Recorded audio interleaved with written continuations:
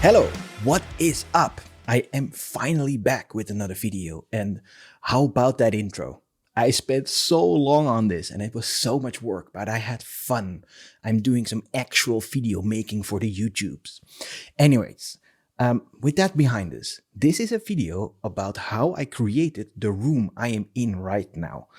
Because I have wanted a room like this for years now. And when we finally took the leap and moved to the countryside to be in nature, I decided, okay, I will be working from home and I can finally make that space that I can use for like videos, making videos like this, or doing some sports behind here. There's a gym, or work with some colleagues or play some music. And I just wanted to try the experience of finding a place, doing it up, and then here we are. And so it took a lot of effort. Like, we started this in August and lots of things happened. And I just want to take you through the process of what it means to be making a room like this. All the things we've encountered, from water damage to other complicated things, whatever. So sit back and relax and enjoy the ride. Cheers. It is October 1st and we were finally ready to go. And yes, it took from mid-August to October 1st to actually kick this off. Because initially I thought, you know what, I'll do it all myself. It would be a fun project. It will be life defining. I will learn. This city boy will learn how to do this. And as it turns out, it was just too hard. And I work at a startup and I work all the time and I just couldn't see it. And so I decided to ask a local builder, and he's actually English. So it was a really nice way to communicate because I didn't have to do it in my crappy French. And off we went. And we decided, because of the irregular shapes of the garage doors, that we would actually just build some walls with like these cylinder blocks, right? And then make custom wooden window frames inside. And he was supposed to do all of that. And so it actually worked out quite well. Once he finally got started and got here, it was really fast. It took him only a couple of days to build these little walls and to make like a little strip on top to make it strong. And here you are not seeing any of the water related issues just yet, but they'll soon come. Oh, and I also asked him to make a little slab of concrete so the air conditioner that is going to be a heater and a cooler would sit on. And you can also see how much stuff came out of this old garage that we didn't know that we had when we bought the place. And so you can see this is like a lovely overview of the first work that was done. And then after this, the guy just vanishes and I had no idea what was happening. And he probably assumed that I knew he was going to order glass and then make these window frames in the door, but he didn't really tell me. And so after a while, when birds started to live in the garage because there were literally no windows and they were taking shits on everything, I felt like I had to call him a couple of times, and that probably didn't help. But at one point he did return, and when he did, oh man, this is nice stuff. It is now December 17th, almost 2 months of hearing nothing. And then he came, and the windows and the door that he made were so good. They were entirely fitted to the dimensions that we found in the garage. They were slightly off of what you would normally see. And it was all solid oak, handcrafted, and I have never seen something that nice. I couldn't have done this myself, not even close. What a craftsman. It was amazing. And so that gives you hope, right? It doesn't really matter that it took that long, but when something is that nice. And so as everything started to install, we came to the next day. And then I started to look more at the garage because we live on a valley. And there's lots of rain with wind coming from that valley. And it's kind of horizontal once in a while. And the garage just started to become damp and wet and more wet and dripping. And we didn't really know, okay, are we now going to just install the doors and just stop the work and see what we can do, or do we continue? And we devised some plans, but it was nearing Christmas, so we took a little break and then came back later. It was the next day. It was kind of gloomy. It was not really a white Christmas here. And I was walking the dogs and I thought, you know what? It's a break.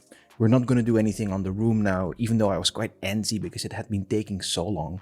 And then I get a phone call, and it was a Christmas miracle. The guys from the hardware store actually sent a lorry, and they delivered all the stuff that we needed to get going after Christmas. And then at the same time, the electrician showed up, started poking holes in the wall to actually put through all the tubing that he needed to be able to put electrical cables later on. And so we had huge progress in a day where we thought, okay, it's time for relaxation, no more work, let's celebrate Christmas as much as we can during Corona. And that was it. And then suddenly we were ready to rock for the week after. The new year had started. And this was the week, or maybe two, where we had to look at fixing our water problem because we had some serious leakage and it was damp everywhere. And this was not a fun place to be. And we almost canceled the project because we just didn't really know, can we continue when it's this wet inside? And we figured out why it was so wet inside. Above here is a terrace, and you can lounge there next to the pool because the pool is there and the terrace is here. And when they built this place, they knew this is a garage. We don't really care if it leaks as much, so they kept it cheap. And so between the slabs and the ceiling here, both concrete stuff, they actually didn't put any sort of barrier.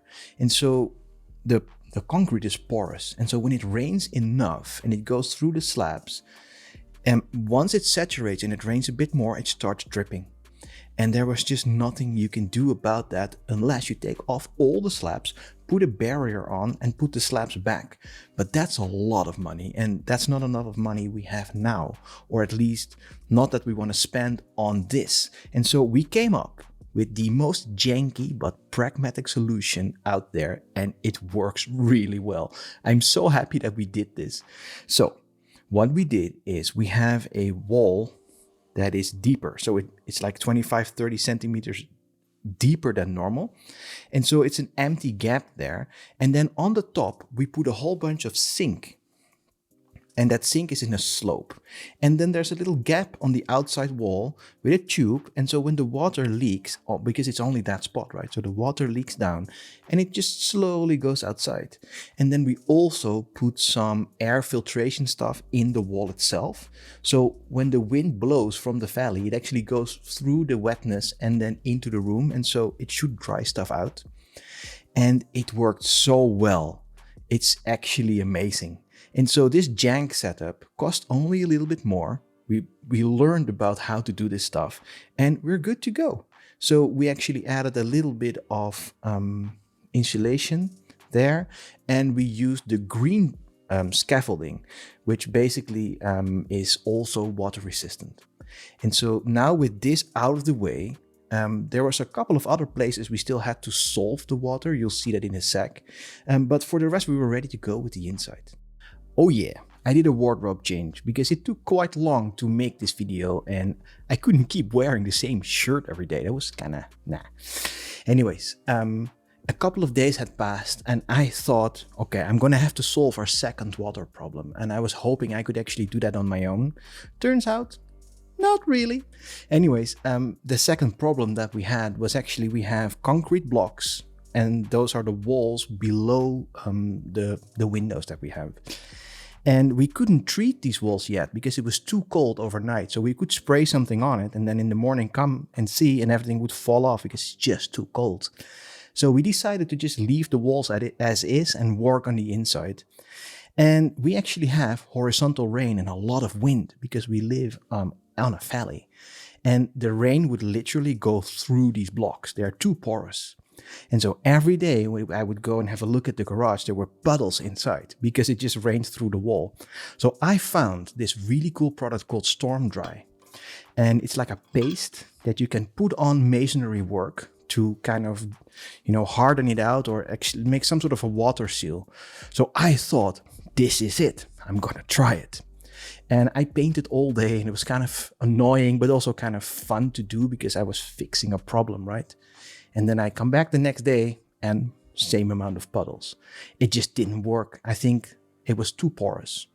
So we just kind of left it and hoped there wasn't too much rain anymore and just move on. And anyways, there you go.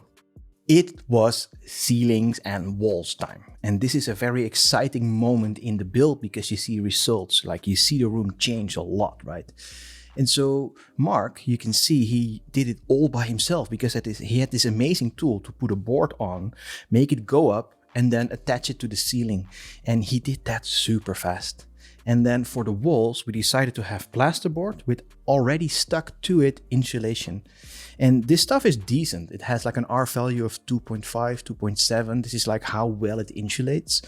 And because our walls of the garage were already quite straight, we were able to use this stuff. You would just glue it on, cut out a bit of the, a gap for the electricity pipes and the stuff for the air conditioner.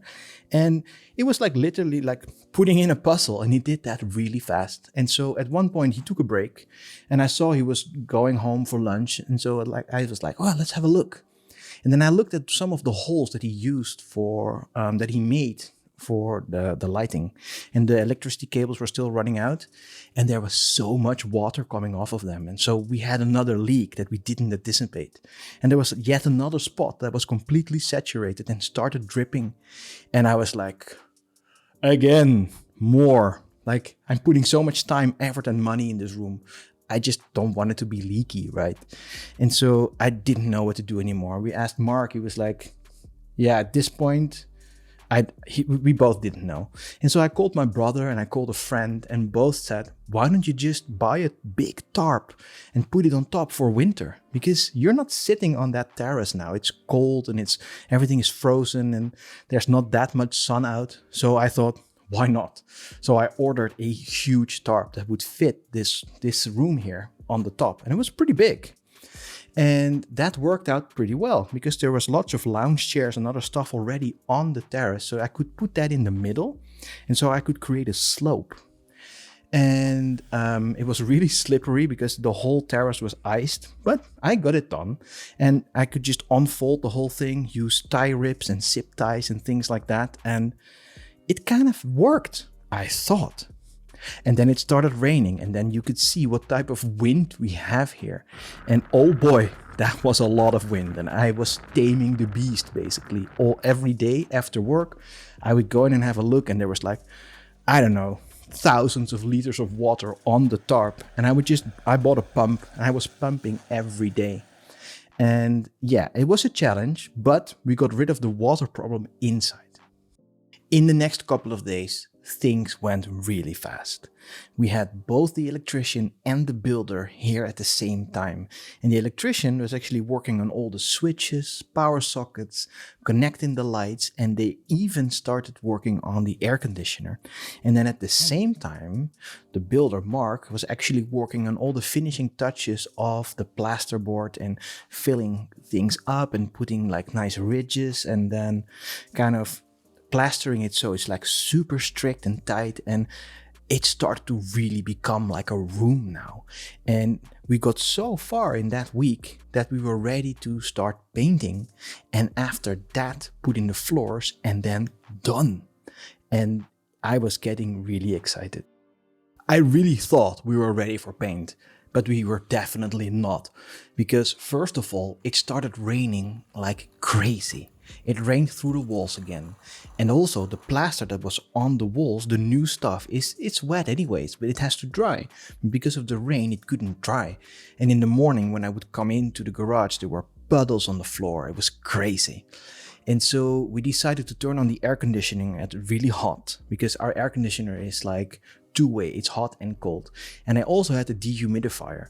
And we let that run for like 2 days, maybe even longer. And slowly it started to dry out.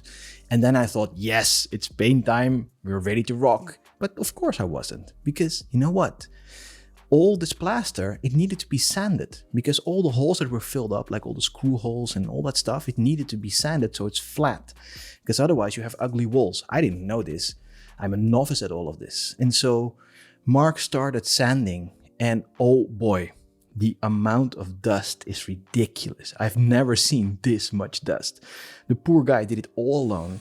He had a white face. I decided not to film him because it wasn't a good view for him. Anyways, we did it. Finally ready to rock. And so when it was time for painting, of course, I asked my wife because she's really good at it. And especially because we bought a paint machine. It's one of those sprayers. And I'm just not subtle enough. I don't have the eye for detail, apparently. Let me build a website and all the detail you need, I'll do it. But painting, all that stuff, I'm just not that good. So she did it, and she did a great job.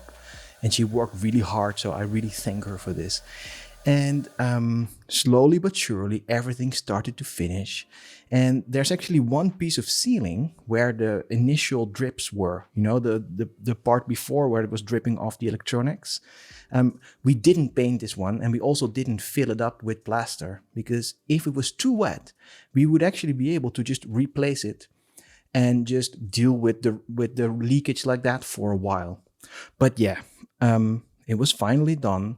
Mark came back, he put in the floor, and I was just giddy with excitement because now it's the moment of plugging in the internet, building my desk, moving on all the furniture, and I was finally there. And I am so excited to show you these final shots of where I work right now. Here we go.